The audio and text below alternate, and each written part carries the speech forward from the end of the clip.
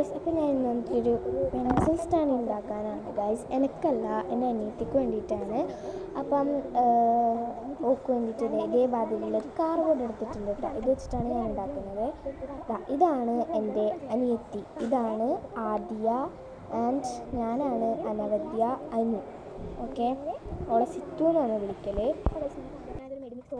അപ്പോൾ നമുക്കിത് ഇതേപോലെയുള്ളൊരു കാർഡ്ബോർഡ് എടുക്കുക, എന്നത് കട്ട് ചെയ്യണം കേട്ടോ. അപ്പോൾ മെഡിമിക്സിൻ്റെ ഒന്നും മേടിച്ചാൽ 4 കിട്ടും, അങ്ങനെ എന്തോ ഒരു ഓഫറിൽ കിട്ടിയ ഒരു ഇതാണ്.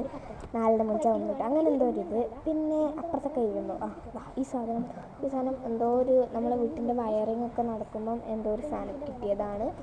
അപ്പം ഇത് നമുക്ക് വേണ്ടാത്ത പാർട്സൊക്കെ കട്ട് ചെയ്യണം. ഇതെന്താണെന്ന് വെച്ചാൽ നമുക്ക് ഇങ്ങനെ കുഞ്ഞു ഐറ്റംസ് ലൈക്ക് ചോക്ക്, പിന്നെ റബ്ബർ, കട്ടർ, അങ്ങനെയുള്ള കുഞ്ഞു ഐറ്റംസൊക്കെ നമുക്ക് ഇടാലോ എന്ന് വെച്ചിട്ടാണ് ഞാൻ ആ സാധനം, അതായത് ഈ സാധനം എടുത്തത്. പിന്നെ ഞാനത് കട്ട് ചെയ്തു. ഇത് കണ്ടോ, അതിൻ്റെ വേണ്ടാത്ത പാർട്സൊക്കെ ഞാൻ കട്ട് ചെയ്തുകൊണ്ടേയിരിക്കുന്നുണ്ട്. അപ്പം കട്ട് ചെയ്ത് ഫൈനലി ഇത് ഇങ്ങനെ ആക്കിയിട്ടുണ്ട്. ഇങ്ങനെ ആക്കിയിട്ടുണ്ട്. അപ്പോൾ ഇതിൻ്റെ ഉള്ളിൽ ഇത് നമുക്ക് പെയിൻ്റ് അടിക്കാം. ഇനി വേണമെങ്കിൽ പെയിൻ്റ് അടിക്കാം, അല്ലെങ്കിൽ നമുക്ക് പേപ്പർ കവർ കൊണ്ട് കവർ ചെയ്യാം, അല്ല കളർ പേപ്പർ കൊണ്ട് കവർ ചെയ്യാൻ കേട്ടോ. അപ്പോൾ ഞാൻ മറ്റേത് അങ്ങനെ കട്ട് ചെയ്ത് ഇതേമാതിരി ആക്കിയിട്ടുണ്ട്. ആ ഹോളിൽ കൂടി ആകുമ്പോൾ പെൻസിലിടാം. അപ്പം അങ്ങനെ ആക്കിയിട്ടുണ്ട്. അപ്പം അങ്ങനെ കേട്ടോ, ബാക്കിയുള്ള പാർട്സൊക്കെ ഞാൻ എടുത്തു ഗൈസ്. ഇനി നമുക്ക് അതിന് കളർ അടിക്കണം. അപ്പം ഞാൻ ആദ്യം വലിയതിന് പിങ്ക് അടിക്കാൻ വേണ്ടിയിട്ടാണ്. ബിക്കോസ് നമ്മളൊരു ടേബിൾ പറയുമ്പോൾ പിങ്ക് കളർ, അതിന് മാച്ച് ആയിക്കോട്ടെ എന്ന് വിചാരിച്ച് പിങ്ക് കളർ അടിക്കാമെന്ന് വിചാരിച്ചു. പക്ഷേ ഫുൾ പിങ്ക് അടിക്കാൻ പെൻസിൽ ഹാർട്ട് സ്റ്റാൻഡ് വേണം, കറന്ന് വേറെ കുഞ്ഞി കാർഡ്ബോർഡിന് വേറൊന്നും കളർ അടിക്കാൻ വിചാരിച്ചു.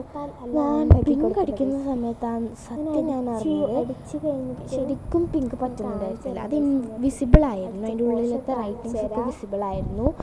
സോ ഒരു സൈഡ് അറിയോ, അത് ഭയങ്കര വിസിബിൾ ആയിരുന്നു. വൈറ്റ് കളർ ആദ്യം വൈറ്റ് കളർ കൊടുത്തിട്ട് എന്നിട്ട് പിങ്ക് ഫുള്ള് അതും അതും കാണുന്നുണ്ടായിരുന്നു. സെക്കൻഡ് കോട്ട് എടുക്കുന്നെങ്കിലും അങ്ങനെ നമ്മൾ നേരെ വിസിബിളാക്കി ഇതിലായിരിക്കും വിചാരിച്ചു.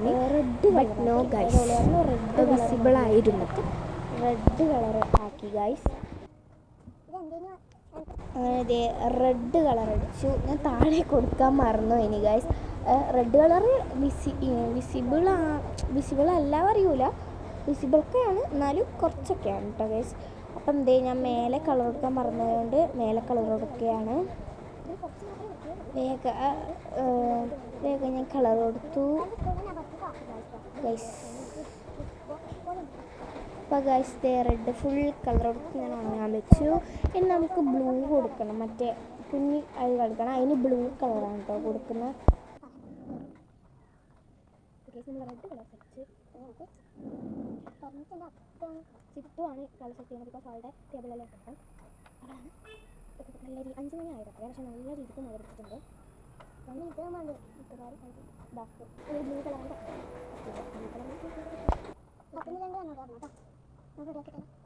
ഓക്കെ ഗൈസ്, നമ്മൾ പച്ച കളർ ഇത് ബ്ലൂ ഇനി ഓക്കെയാണ്. പക്ഷേ പർപ്പിൾ കളറായിട്ടാണ് അടിയുന്നത്, ബ്ലൂ അല്ല കേട്ടോ, പർപ്പിളായിട്ടാണ് അടിയുന്നത്. ബിക്കോസ് ഞാൻ ബ്രഷ് കഴുകിയിട്ടുണ്ടായിരുന്നില്ല. ഇതാണ് ഇതിൻ്റെ അവസ്ഥ. നമുക്ക് കംപ്ലീറ്റ് ആക്കാം. അപ്പം ഗൈസ് അങ്ങനെ നമ്മൾ ബ്ലൂ കളറൊക്കെ കൊടുത്ത് കഴിഞ്ഞു. ഇനി നമുക്ക് ആ ഒരു വൈറ്റ് കളർ റെഡ് കളർ ഒന്നും കൂടി കൊടുക്കാം. ബിക്കോസ് പറഞ്ഞില്ലേ അതൊക്കെ ഇത്തിരി വിസിബിൾ ആവുന്നുണ്ട് ഉണ്ട്. കൊടുക്കണ്ട കേട്ടോ, കൈക്കല്ലാണ്ട് കൈക്കലിൻ്റെ പിഞ്ച ഒന്നേ ഇവിടെ താഴെ നമ്മൾ മേലെ നിന്നാണ് വീട് കൊടുക്കുന്നത്. ഇവിടുന്ന് താഴേക്ക് വീണാൽ പിന്നെ തട്ടോന്ന് വിചാരിക്കും. അപ്പോൾ ഇത് 2ാമത്തെ ഫ്ലോറാണ് ഗൈസ്.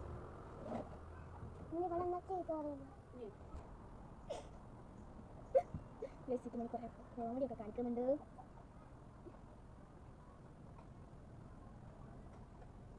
കുറച്ച് പണിയുള്ളൊരു പണിയാണ് കിട്ടണം.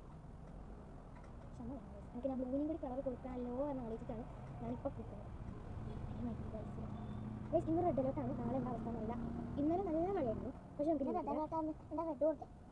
റെഡ് അലേർട്ട്, ഇന്ന് റെഡ് അലേർട്ടാണ്. ബട്ട് മഴയൊന്നുമില്ല. ഇപ്പോൾ പൊട്ടുന്ന രീതിയില്ല പറ്റുന്നില്ല. നേരത്തെ നല്ല മഴ പാസ് ചെയ്തു. ഇപ്പം വലിയ മഴ ഇല്ല, പക്ഷെ നല്ല രീതിക്ക് പിടിച്ചിട്ടുണ്ട്. അമ്മി ആടുന്ന് ഇപ്പോൾ അറിയില്ല. അപ്പോൾ ഗൈസ് നമ്മുടെ ഫൈനൽ റിസൾട്ടിൻ്റെ അറ്റെത്തി എന്നൊക്കെ പറയാം. ഇതിന് ഇനി ഡെക്കറേഷൻ കൊടുക്കണം എന്നാണ് നമ്മുടെ സിത്താറായി പറയുന്നത്. സിത്തു പറയുന്നത്. സിത്തു ആരാ മതി ഇതാണ് സിത്തു. ഞാൻ വീട്ടിൽ നിന്ന് എല്ലാവരും ഓരോ സിത്തു തന്നെ വിളിക്കൽ.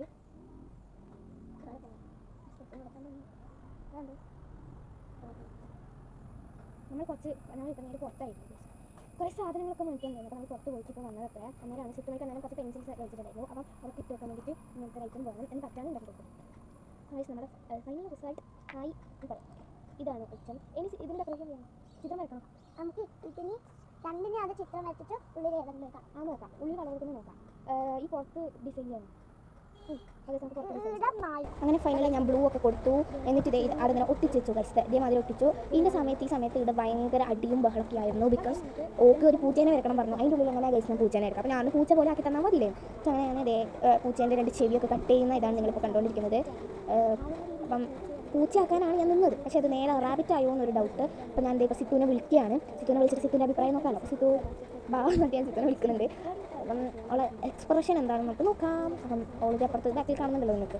ബാക്കിൽ അവിടെ നിന്ന് പണിയെടുക്കുന്നുണ്ട്. ശരിക്കും ഒരു റാബിറ്റ് മാതിരിയാണ് ആദ്യം എനിക്ക് തോന്നിയത് ഗൈസ്. ആവേശിച്ചിരിക്കുന്നുണ്ട് ഗൈസ്. തൊട്ടപ്പോൾ എക്സ്പ്രഷൻ കണ്ടോ? അത് വേറെ നല്ല അവളെ കയ്യിൽ ഫുൾ പെയിൻ്റ് ആയതിൻ്റെ എക്സ്പ്രഷനാണ്. അത് നമുക്ക് കളയാൻ പറഞ്ഞപ്പോൾ സന്തോഷമായി. എന്നിട്ട് ഞാനത് കണ്ടപ്പോൾ ഇഷ്ടമായെന്ന് പറഞ്ഞു. നാട് അവളെ പോയി. എന്നിട്ട് വീണ്ടും ഞാൻ വിളിച്ചു അവളെ വാ പറയാലോ വാന്നൊരു പറഞ്ഞിട്ട് ഇഷ്ടമായോ എന്നൊക്കെ ചോദിച്ചു. എന്നിട്ട് അവളുടെ അഭിപ്രായം നിങ്ങൾ കണ്ടോളൂ ഗൈസ്.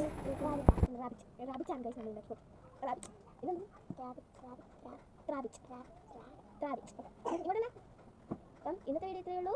Bye bye.